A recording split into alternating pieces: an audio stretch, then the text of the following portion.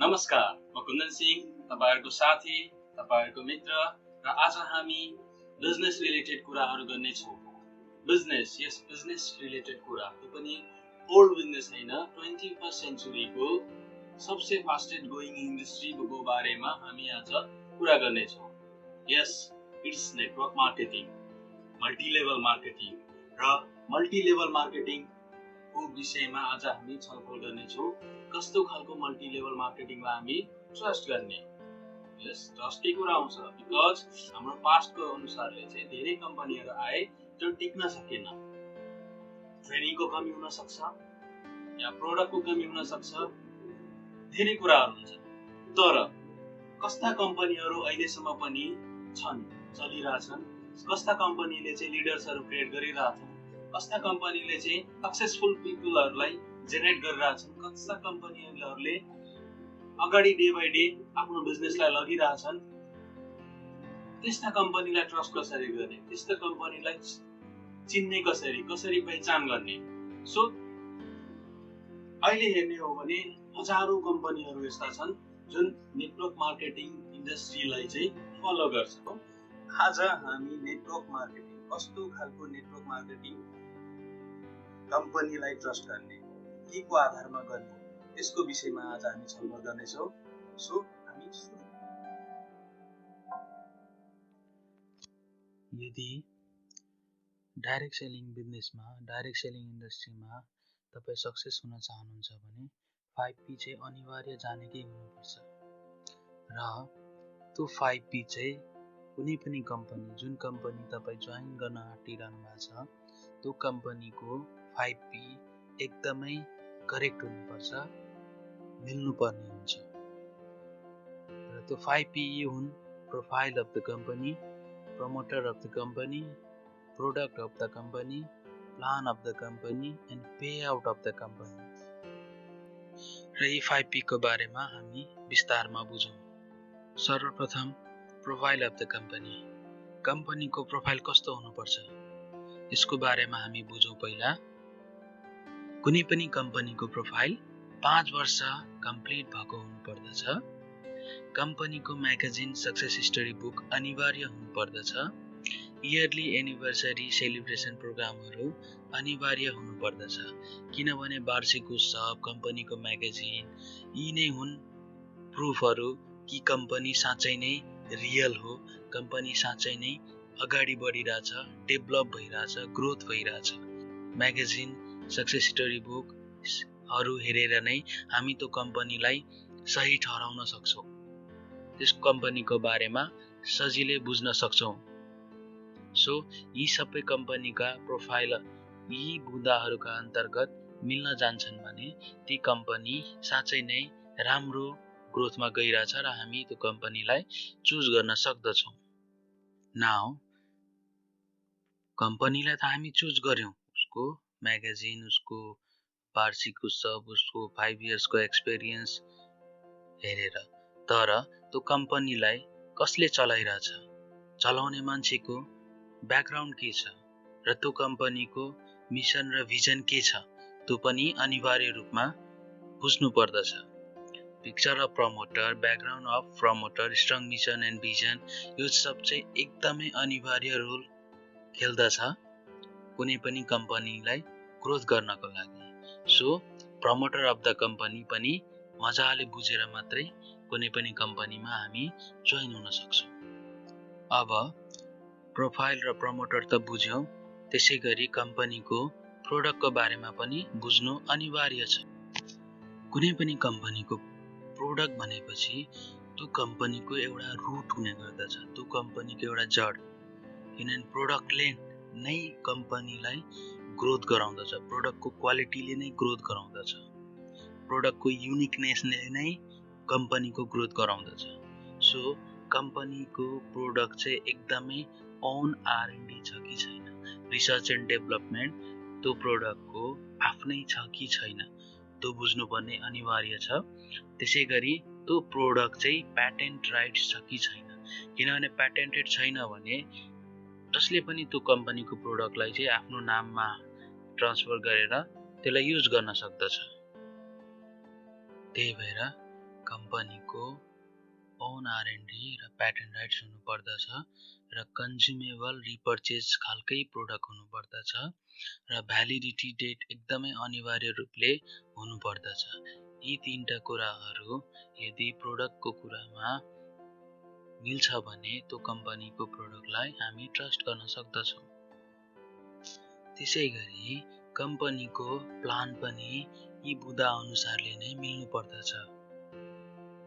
जस्तै कि no renewable, यदि कोही कम्पनीको एसोसिएटको त्यो एकाउन्ट चाहिँ बारम्बार रिन्यू गर्नु पर्यो भने चाहिँ धेरै नै गाह्रो भएकोले गर्दाखेरि चाहिँ त्यो चाहिँ रिन्युएबल गर्ने जुन झन्झट छ त्यो हुनु भएन। त्यसैगरी कुनै पनि एसोसिएटको इन्कम चाहिँ फ्लस आउट हुनु भएन र त्यसैगरी कुनै पनि कम्पनीको प्लानलाई एचिभ गर्नको लागि चाहिँ टाइम लिमिट हुनु भएन। सो यी तीनटा कुराहरू यदि मिल्न जान्छन् भने प्लानको सन्दर्भमा हामी त्यो कम्पनीलाई चाहिँ ट्रस्ट गर्न सक्दछौँ। अहिलेसम्म हामीले कम्पनीको प्रोफाइल, कम्पनीको प्रमोटर, कम्पनीको प्रोडक्ट, कम्पनीको प्लानको बारेमा बुझ्यौँ।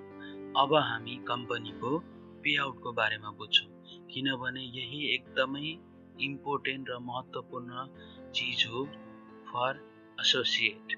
एउटा कुनै पनि कम्पनीको एसोसिएट यानि कि त्यो कम्पनीको कार्यकर्तालाई चाहिँ पेआउट चाहिँ एकदमै महत्त्वपूर्ण भूमिका खेल्दछ दैनिक जीवनमा। सो पेआउट कस्तो हुनुपर्दछ कुनै पनि कम्पनीको, यो चाहिँ हामी एकदमै गहिरो तरिकाले मजाले बुझ्नु पर्दछ। सो पेआउटमा चाहिँ नो फन्ड सिस्टम, कुनै पनि फन्डिङवाला सिस्टम हुनु हुँदैन, किनभने फन्डिङवाला सिस्टम भयो भने धेरै नै चोरी चकारी जस्ता लगायत ढाँट्ने ठग्ने जस्ता नराम्रा कार्यहरू भएका थिए हाम्रो पास्ट डेजहरूमा। सो फन्डिङ सिस्टमलाई चाहिँ एकदमै ध्यान दिएर तपाईँले बुझ्नु पर्दछ कि ताकि त्यो कम्पनीमा नो फन्ड सिस्टम नै हुनुपर्दछ, फन्डिङ सिस्टम हुनु हुँदैन। र कुनै पनि कम्पनीमा चेकको सिस्टम पनि हुनु भएन, किनभने पास्ट डेजको हामीसँग रिजल्टै छ कि चेक दिएर पेआउटमा चाहिँ चेक दिएर त्यो चेक बारम्बार बााउन्स भएको समस्याहरू हामीले देखि नै रहेछौँ। सो चेकवाला सिस्टम पनि हुनु भएन। त्यसो भए कस्तो हुनुपर्छ भन्दाखेरि चाहिँ इसिएस हुनु पर्यो, ई क्यास सिस्टम, अनलाइन ट्रान्सफर हुनु पर्यो, किनभने अहिले पनि 21औं शताब्दीको 2020को बेलामा पनि यति धेरै टेक्नोलोजीको विस्तार भइसकेको छ, यति धेरै इन्टरनेटको विस्तार भइसकेको छ, यो समयमा पनि चेक सिस्टम चल्दैछ भने I think it's not a good, त्यो कम्पनी चाहिँ त्यति एडभान्स छैन जति हामी चाहन्छौँ। सो इसिएस छैन भने त्यो कम्पनीलाई हामी ट्रस्ट नगरे पनि हुन्छ है। सो यसलाई हामी विचार पुर्याउनु पर्दछ एकदमै ध्यान दिएर। सो हामीले आज 5P को बारेमा धेरै नै कुराहरू बुझ्यौँ र यो चाहिँ एकदमै महत्त्वपूर्ण कुराहरू हो जुन चाहिँ हामी अनिवार्य आफ्नो करियरको लागि, आफ्नो नेटवर्क मार्केटिङ करियरको लागि एकदमै जरुरी चिज हो र यसलाई हामी विचार गरेर मात्रै त्यो कम्पनीमा जोइन हुन सक्दछौँ।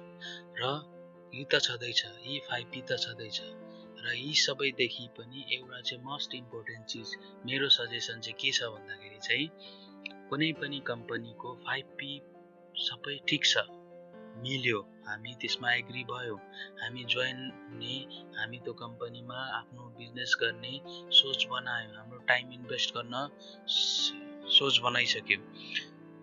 तर ती सबै पछि पनि एउटा यस्तो चिज छ जुन चाहिँ एकदमै जरुरी छ। यदि त्यो कम्पनीमा ट्रेनिङ सिस्टम राम्रो छ भने चाहिँ in case of anything happens, यदि केही चिज भइहाल्यो भने पनि त्यो ट्रेनिङ सिस्टम चाहिँ जुन तपाईँले एटेन्ड गर्नुहुन्छ त्यो कम्पनी जोइन गरिसकेपछि त्यो ट्रेनिङ सिस्टमले तपाईँलाई जीवनमा धेरै अगाडि बढाउनेछ। इन माई एक्सपिरियन्स नेटवर्क मार्केटिङमा नेटवर्क मार्केटिङको कम्पनीहरूबाट दिइने जुन ट्रेनिङ सिस्टम छ त्यो आई थिङ्क कुनै पनि एकाडेमिक एजुकेसनमा एभाइलेबल छैन। सो यो ट्रेनिङ चाहिँ एकदमै आफ्नो लाइफसँग रिलेटेड ट्रेनिङ हुन्छ, जसले तपाईँको हुनरलाई, तपाईँको एबिलिटिजहरूलाई एकदमै इन्हान्स गरिदिन्छ। त्यो एबिलिटीलाई, आफ्नो एबिलिटीहरूलाई चाहिँ पहिचान गर्ने मौका पाउनुहुन्छ तपाईँले त्यो कुनै पनि नेटवर्क मार्केटिङ कम्पनीको ट्रेनिङमा।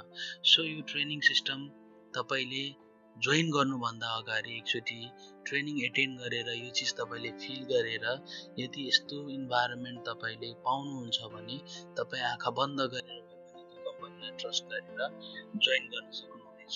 अलराइट, आशा छ तपाईहरुलाई 5P को बारेमा क्लियर भयो होला र अब चाहिँ तपाईलाई कुनै पनि नेटवर्क मार्केटिङ कम्पनीको बारेमा बुझ्नलाई सजिलो भयो होला। कुनै पनि नेटवर्क मार्केटिङ कम्पनीलाई जोइन गर्नुभन्दा अगाडि जुन अपनाउनु पर्ने जुन एउटा टुल किट हो र यो टुल किटको बारेमा तपाईले मजाले बुझ्नु भयो होला र आशा छ कुनै पनि कम्पनीमा जानुभन्दा अगाडि यो चिजलाई तपाईले एनालाइसिस गर्नुहुनेछ र तपाईहरु एनालाइसिस गरेर कुनै कम्पनी जोइन गर्नुहुनेछ र network marketing company it's a very easy way to be success in life without any investment. हामी यसमा अगाडि बढ्न सक्छौं र अगाडि बढ्नको लागि तपाईलाई सक्सेस पाउनको लागि चाहिँ यो टुल चाहिँ अवश्य युज गर्नु होला र भिडियो राम्रो लाग्यो भने लाइक गर्नु होला, कमेन्ट गर्नु होला, सब्स्क्राइब गर्नु होला र बेल आइकनलाई क्लिक गर्नु होला। आजको दिनमा यस्ता धेरै नलेजफुल कुराहरू तपाईहरु सामु लिएर आउने नै छु भन्दै बाचा गर्दै आज तपाईहरुबाट ओझल हुन चाहन्छु। Thank you so much. धन्यवाद।